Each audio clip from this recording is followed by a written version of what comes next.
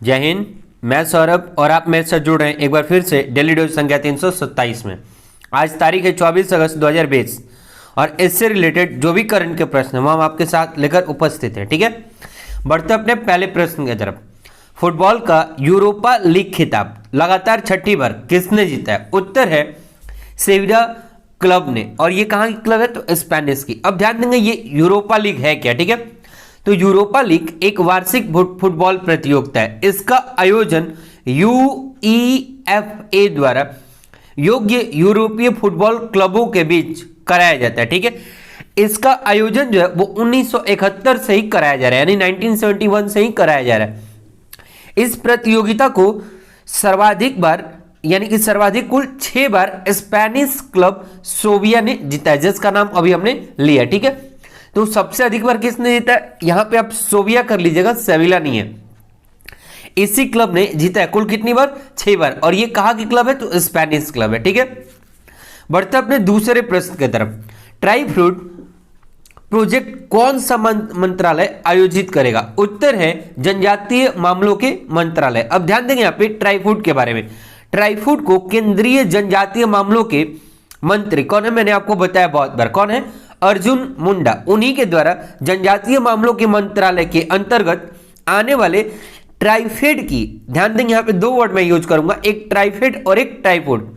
तो जनजातीय मामलों के अंतर्गत आने वाले ट्राइफेड की ट्राइफूड परियोजना के तृतीय प्रसंस्करण केंद्रों को वर्चुअली लॉन्च किया गया। ठीक है, ट्राइफूड परियोजना को कहां लागू किया गया वर्तमान में? तो ध्यान देंगे इन ट्राइफूड परियोजना को महाराष्ट्र के रायगढ़ और छत्तीसगढ़ के जगदलपुर में शुरू किया गया।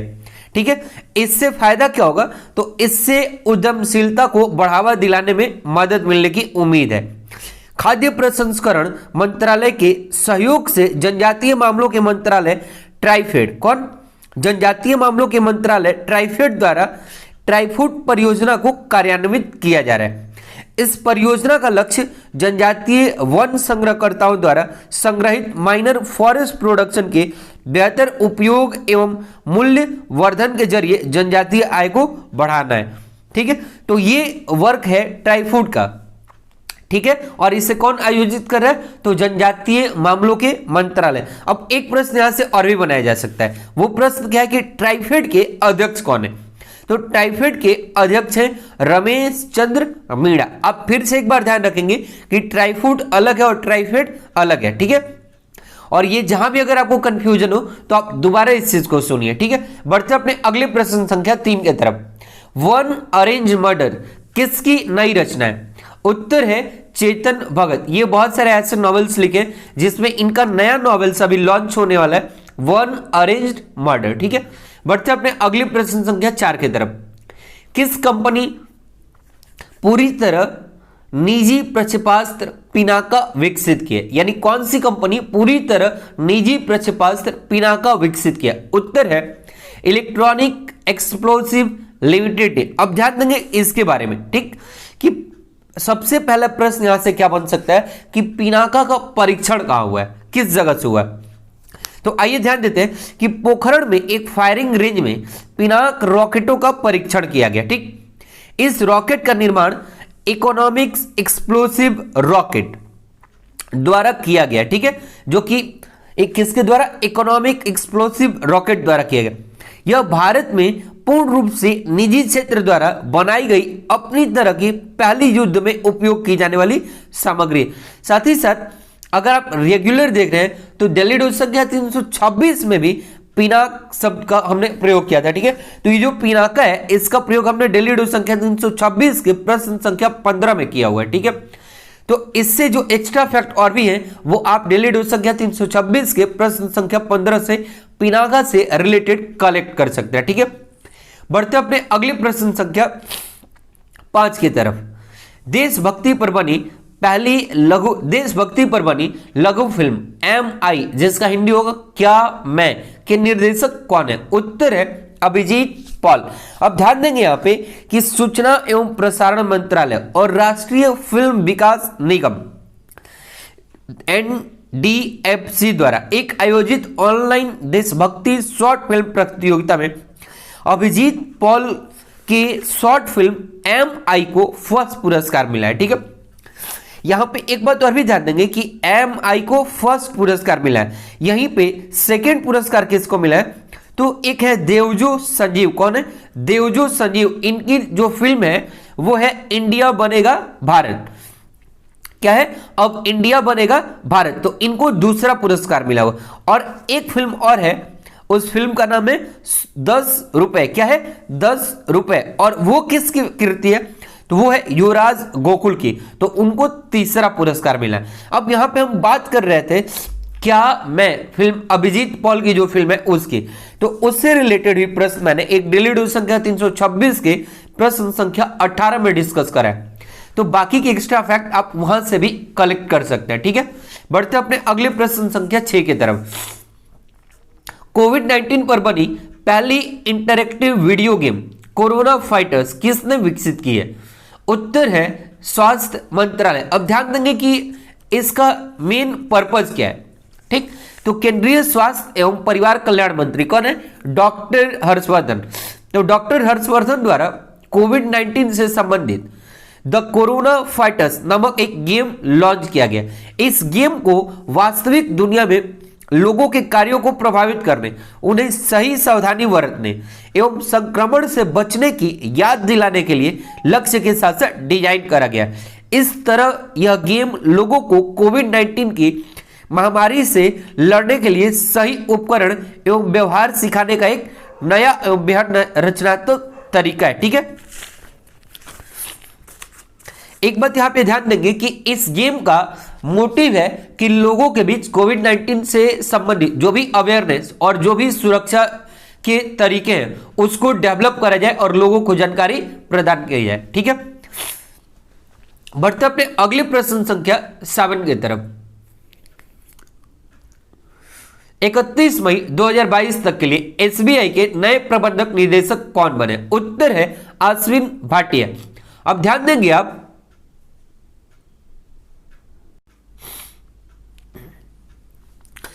देंगे आप कि यह वर्तमान में एसबीआई के उप प्रबंधक निदेशक के पद पे कार्यरत हैं। कौन? अश्विन भाटिया। ठीक है, एक बात तो और भी ध्यान देंगे कि कार्मिक मंत्रालय के आदेश के अनुसार इनकी जो सेवानिवृत्ति की तारीख है वो है 31 मई 2022 और यही वजह है कि इनको 31 मई 2022 तक के लिए एसबीआई का प्रबंध निदेशक के रूप में नियुक्त करा गया।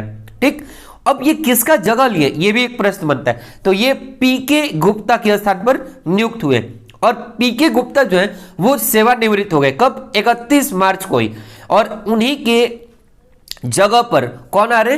तो अश्विन भाटिया आ रहे। ठीक है, बढ़ते अपने अगले प्रश्न संख्या 8 की तरफ। अमेरिका का USISPF 2020 लीडरशिप अवार्ड किसे मिला? उत्तर है आनंद महिंद्रा एवं शांतनु नारायण को। अब ध्यान देंगे कि सबसे पहले USISPF का फुल फॉर्म क्या है? तो इसका फुल फॉर्म है US India strategic partnership forum. ठीक है, अब एक बात यहां से आप ध्यान देंगे और कि महिंद्रा समूह के जो अध्यक्ष है कौन? आनंद महिंद्रा। और एडोव के अध्यक्ष है कौन? शांतनु नारायण। ठीक है, इन दोनों को 2020 के लीडरशिप के अवार्ड से सम्मानित किया जाएगा। एक बात यहां पे और भी ध्यान देंगे कि ये करा क्यों जा रहा है, तो इसकी वजह से यूएस और भारत के द्विपक्षीय संबंधों को बढ़ावा देने के लिए एक अनुकरणीय दृष्टि से सम्मानित करा जाएगा। ठीक है, एक बात और भी ध्यान देंगे कि यह पुरस्कार तीसरे वार्षिक नेतृत्व शिखर सम्मेलन के दौरान प्रस्तुत किया जाएगा, जिसका उद्देश्य या फिर जिसका शीर्षक यूएस इंडिया वीक होगा। ठीक, क्या होगा? US India week navigating new challenges, क्या होगा? इसका शीर्षक होगा। तो इस बात को भी आप ध्यान रखेंगे। ठीक है, बढ़ते अपने अगले प्रश्न संख्या 9 की तरफ। केरल सरकार ने जनजातीय बच्चों को उनकी मातृभाषा में पढ़ाने हेतु कौन सा कार्यक्रम चलाया है? उत्तर है नमत बसई। अगला प्रश्न है कौन सा राज्य अपने यहां के सेवानिवृत्त या सेवारत सैनिकों को ग्राम पंचायत संपत्ति कर में छूट देगा? उत्तर है महाराष्ट्र। और महाराष्ट्र के राज्यपाल कौन है? भगत सिंह कोश्यारी। ठीक है, तो इस बात को भी आप ध्यान रखेंगे। और इन्हीं को यानी भगत सिंह कोश्यारी को ही अतिरिक्त प्रभार मिला हुआ, कहां का? गोवा का। तो इसे भी आप ध्यान रखेंगे, ठीक है। अगले प्रश्न संख्या 11 की तरफ बढ़ते हैं। स्वास्थ्य परिवार एवं कल्याण केंद्र संचालन में सर्वश्रेष्ठ राज्य कौन सा है? उत्तर है पंजाब, ठीक है। बढ़ते हैं अपने अगले प्रश्न संख्या 12 की तरफ। Disloyal the true story of the former personal attorney to president Donald J Trump पुस्तक के लेखक कौन है? उत्तर है माइकल कोहेन। और इस पुस्तक और इन राइटर दोनों का नाम आप ध्यान रखिएगा, ठीक, क्योंकि अभी वर्तमान में जो अमेरिका के साथ हमारे संबंध है उसको देखते हुए यह प्रश्न बनाया जा सकता है। बढ़ते अपने अगले प्रश्न संख्या 13 की तरफ। किस राज्य के गोरुमारा नेशनल पार्क में भारतीय गौर का शव मिला है? उत्तर है पश्चिम बंगाल। अब ध्यान देंगे यहाँ पे कि ये प्रश्न हमारे लिए इंपॉर्टेंट क्यों है। तो ये जो गोरुमारा है, ठीक, ये भारतीय गेंडा के लिए प्रसिद्ध नेशनल पार्क है। पहला प्रश्न यही हिसाब से बनता है कि गोरुमारा नेशनल पार्क किसके लिए प्रसिद्ध है? तो ये भारतीय गेंडा के लिए प्रसिद्ध है। अब गोरुमारा जगह है कहां? तो ये ध्यान देंगे कि बंगाल का एक जिला है जलपाईगुड़ी, और वहीं पर ये गोरुमारा नेशनल पार्क है, ठीक। अब इसी नेशनल पार्क से भारतीय गौर का शव मिला। अब ये भारतीय गौर है कौन? ठीक, तो भारतीय गौर से बनने वाला एक पहला प्रश्न ये बन सकता है कि भारतीय गौर का वैज्ञानिक नाम क्या है? तो इसका वैज्ञानिक नाम है बोस गोरस। क्या है? बोस गोरस। जबकि इसका स्थानीय नाम है गौर।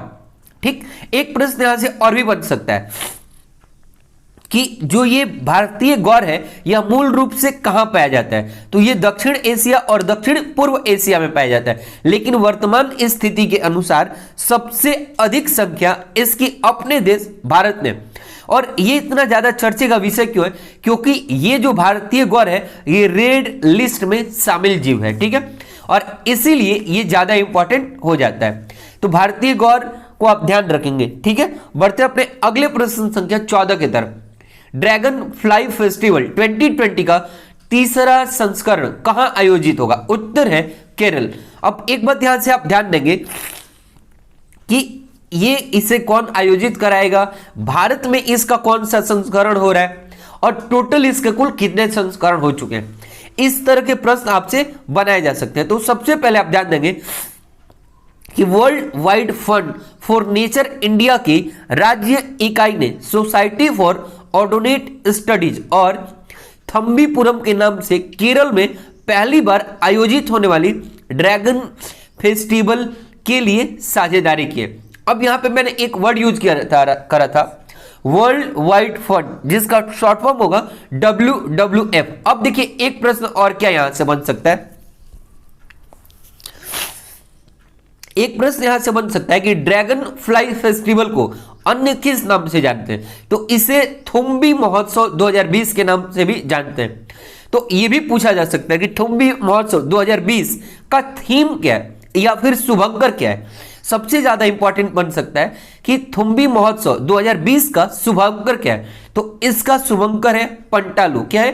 पंटालू, ठीक। और एक प्रश्न यहां से और भी बनाया जा सकता है कि यह जो WWF यानी वर्ल्ड वाइड फंड इंडिया है, ठीक, यह WWF इंडिया और बॉम्बे नेचुरल हिस्ट्री सोसाइटी द्वारा लॉन्च किया गया ड्रैगन फ्लाई 2020 का तीसरा संस्करण है, जो भारत में पहली बार हो रहा है, ठीक है। एक बार यहां से और भी ध्यान देंगे कि इस उत्सव का उद्देश्य क्या है, क्योंकि किसी भी उत्सव का एक मोटिव होता है। तो इसका मोटिव है जीवों के संरक्षण के प्रति लोगों को जागरूक बनाना, ठीक है। जबकि इसका शुभंकर क्या है? शुभंकर है पंटालू। एक बात और भी आप ध्यान देंगे कि ड्रैगन फ्लाई फेस्टिवल की शुरुआत पहली बार कब हुई थी? तो इस ड्रैगन फ्लाई फेस्टिवल की शुरुआत वर्ष 2018 में हुआ था। और एक इंपॉर्टेंट प्रश्न और भी बनाया जा सकता है कि ये जो है वो किस वर्ग से संबंधित है? तो ड्रैगन फ्लाई एक कीट है, ठीक है, और ये जो है वो ओडोंटा वर्ग से संबंधित है। किस वर्ग से? ओडोंटा वर्ग से संबंधित है। तो इतनी जानकारी थी आपको प्रश्न संख्या 14 से संबंधित। बढ़ते अपने अगले प्रश्न संख्या 15 में। ड्रैगन फ्लाई फेस्टिवल 2020 का शुभंकर क्या है? उत्तर है पंटालू, जो कि मैंने अभी अभी आपको डिस्कस करा है। बढ़ते अपने अगले प्रश्न संख्या 16 की तरफ। किस संस्थान ने कोविड-19 रोगियों के लिए एक पोर्टेबल अस्पताल एवं मेडिकल विकसित किया है? उत्तर है आईआईटी मद्रास। और इस प्रश्न को मैंने पीछे के डेली नोट से जानबूझकर उठाया ताकि आप इसको देखते ही सोचे कि मेरे पास ये प्रश्न आया हुआ था। अब पोर्टेबल अस्पताल का मतलब क्या है? तो कोविड-19 को देखते हुए सभी जगह एट ए टाइम हॉस्पिटल तो बनाया नहीं जा सकता, इसीलिए आईआईटी मद्रास ने इस तरह का हॉस्पिटल बनाया है जिसको एक जगह से दूसरे जगह पे आसानी से शिफ्ट किया जा सकता है और उसी जगह पे कोविड-19 के जो पेशेंट हैं उनकी ट्रीटमेंट दी जा सकती है। तो इसे विकसित किया आईआईटी मद्रास ने। अब आज का सवाल है आपके लिए, भारत में हिमालय की दूसरी सबसे ऊंची चोटी कौन है? जिस प्रकार से आप लोग कमेंट करना शुरू किए, आगे भी इस चीज को मेंटेन रखें। और पिछले रोज हमने आपसे एक प्रश्न पूछा था, तांबा उत्पादन में अग्रणी देश कौन सा है? बहुत सारे लोगों ने बहुत अच्छे तरीके से लिखा।